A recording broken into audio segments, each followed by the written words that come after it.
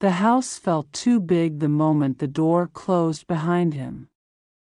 Not loud, not dramatic, just empty in a way that pressed against my ears.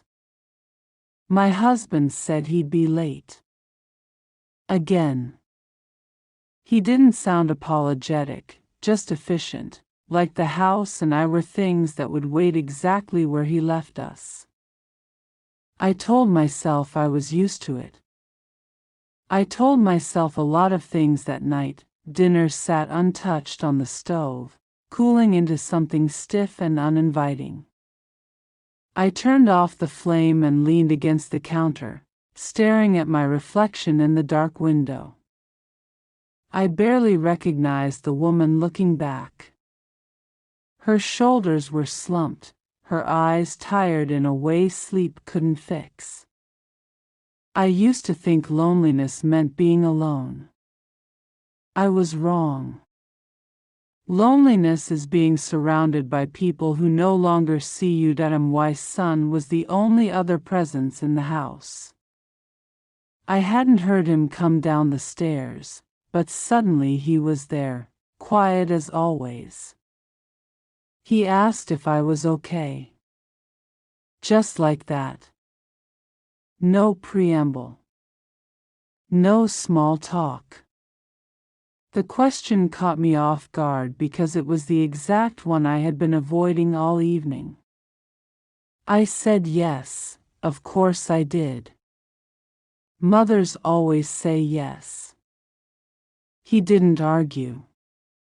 He just nodded, the way he does when he knows the answer is a lie but doesn't want to embarrass me by pointing it out. We ate together at the table, the two of us sitting across from each other in a space meant for three.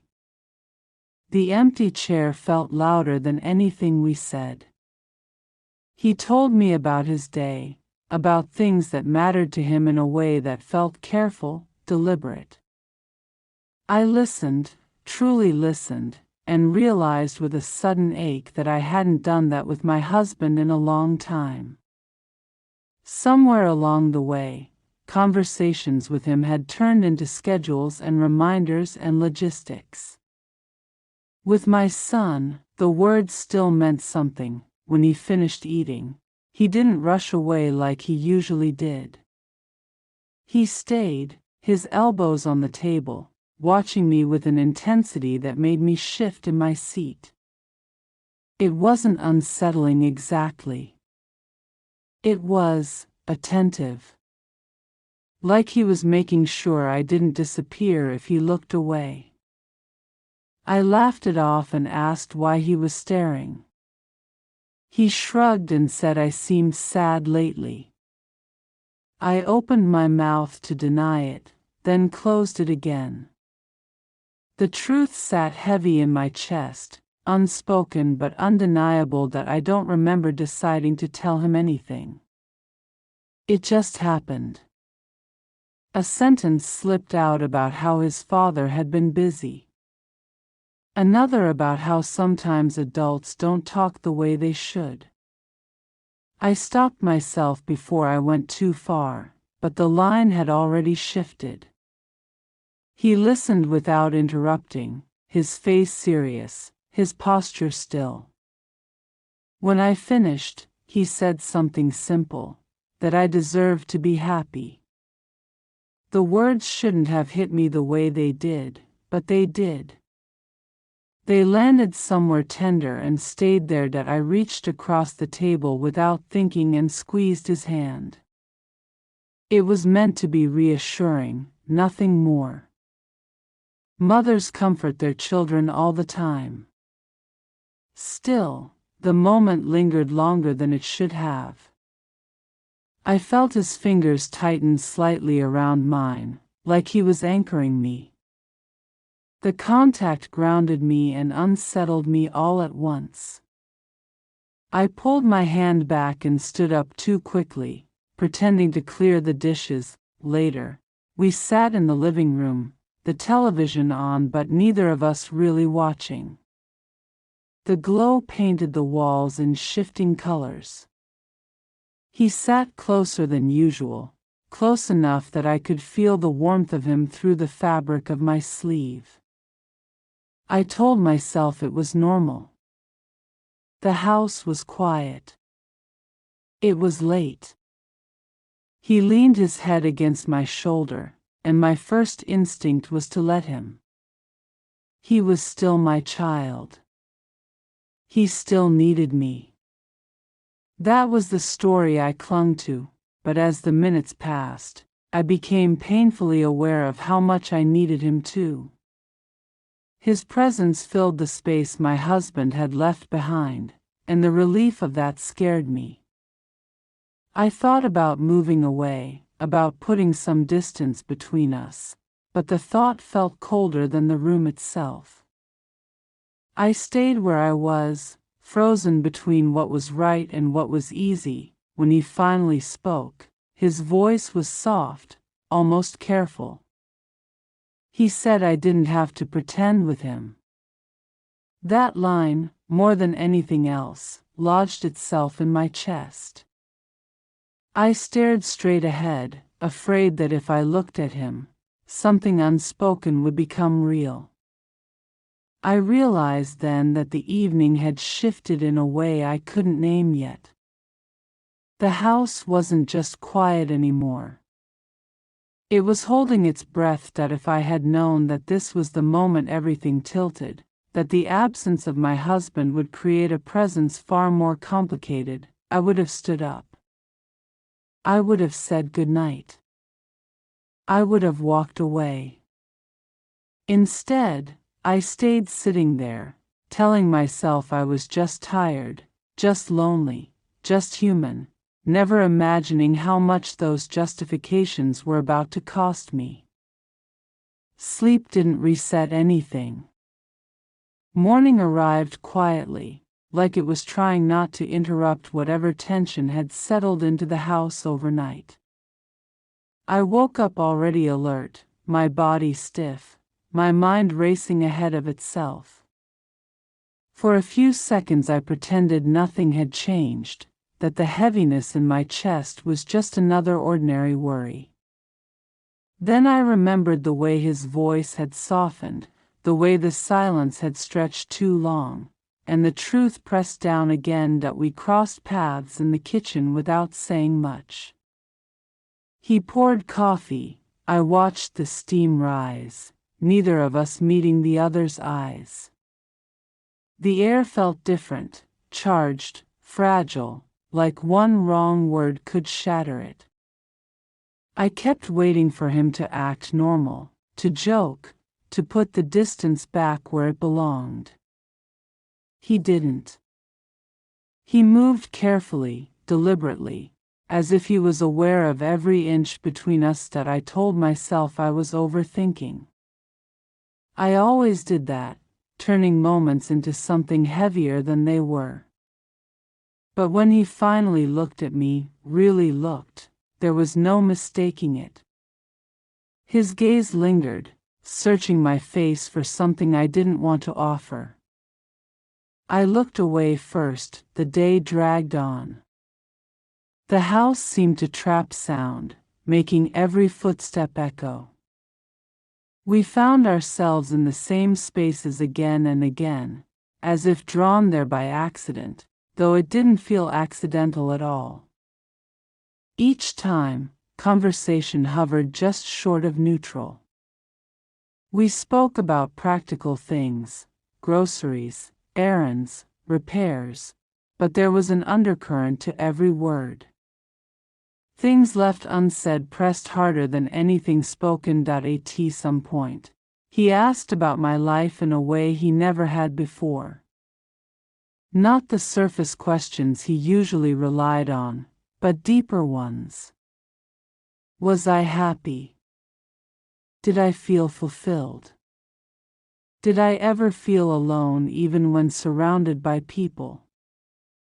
I answered honestly at first, then more carefully, sensing the direction his curiosity was taking.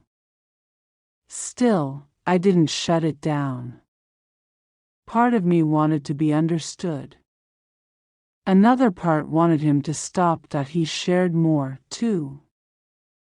How distant my mother had become. How he felt invisible in his own home. He never blamed her outright, but the implication hung there. He spoke like someone confessing, like he was finally letting himself be seen. I felt the weight of it settle on my shoulders, a responsibility I never agreed to carry. That I started noticing small things. How he waited for me before sitting down. How he mirrored my movements without realizing it.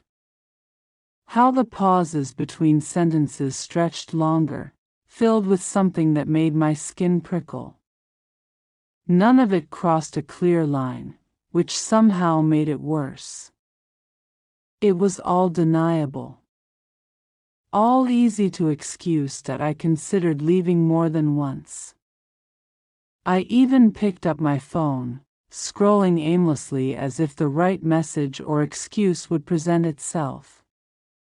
But every time, something stopped me. Obligation. Guilt. Or maybe fear of what leaving would say about what staying already meant. I hated that I couldn't untangle it. That evening, the conversation turned quiet again. The television played, ignored. He sat closer than before, close enough that I could feel warmth radiating from him. My body tensed instinctively, but I didn't move. I told myself it would be rude, dramatic, unnecessary. The justifications came easily now, which scared me more than anything else. That he spoke softly, almost carefully, about moments in his life where one decision changed everything. How sometimes people didn't realize the cost until much later. I felt like he was talking around something, circling it, waiting for me to either stop him or invite him closer. My heart pounded so loudly I was sure he could hear it. When I finally spoke, my voice sounded steadier than I felt. I told him he wasn't alone. That people still cared. The words were meant to comfort, nothing more, but the way he reacted made my stomach drop.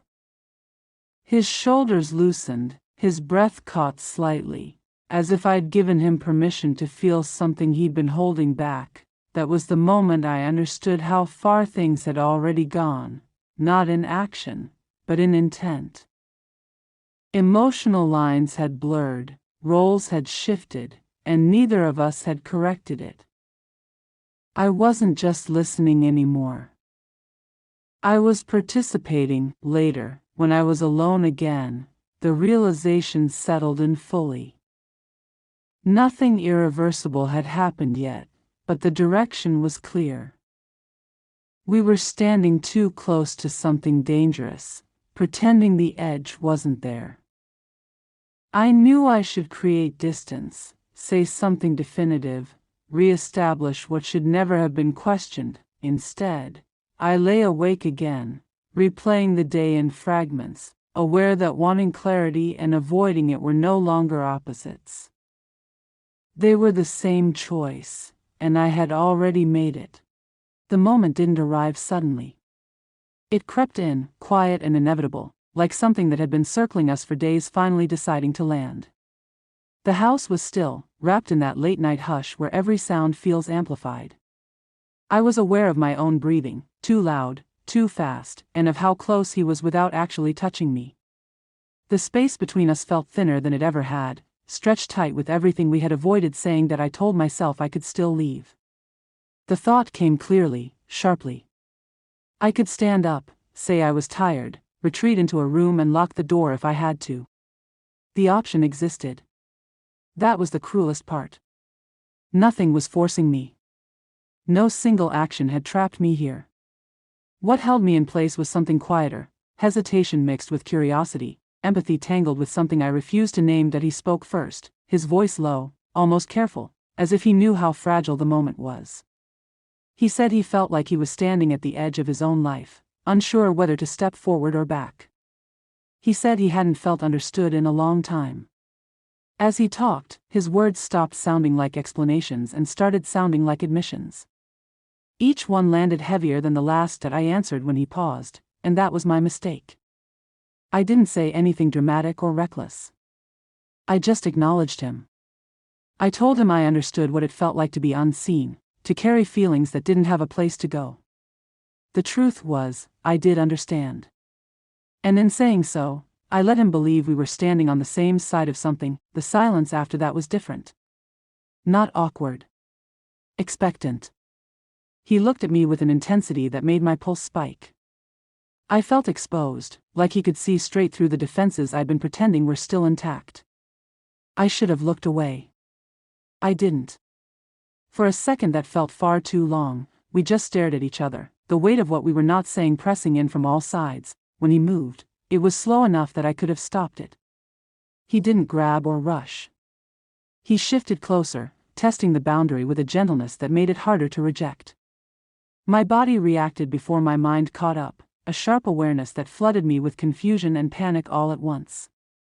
I froze, caught between wanting the moment to end and being unable to make myself end it. That I remember thinking, absurdly, that this wasn't how it was supposed to happen. That whatever this was, it felt wrong in a way that went deeper than rules or labels. It felt like a fracture, something breaking quietly but permanently. When contact finally happened, it wasn't dramatic or passionate. It was brief, tentative, and devastating.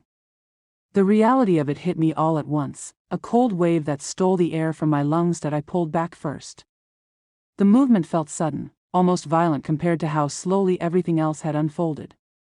My heart was racing, my thoughts scrambling over each other. I couldn't look at him. I couldn't trust my face not to give everything away.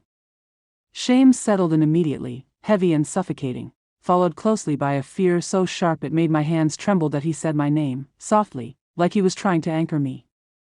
That only made it worse. I stood up, putting distance between us at last, my body finally responding to what my mind had been screaming all along.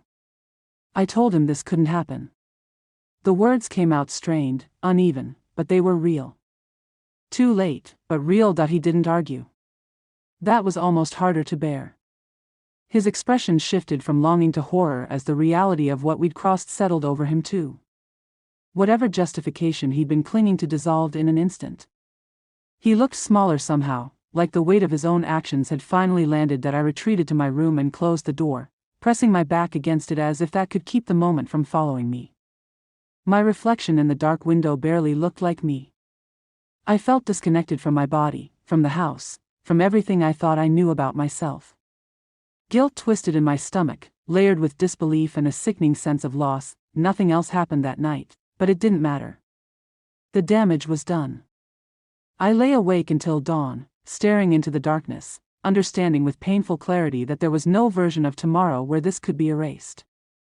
Whatever we were before had ended in that quiet, irreversible moment, and what came next would be shaped by it whether we acknowledged it or not. Morning arrived with a weight that pressed down harder than the night had. The sunlight cut through the curtains in sharp lines, revealing a house that suddenly felt alien, every corner charged with the memory of what had happened. I moved slowly, almost mechanically, aware of the distance I put between myself and him.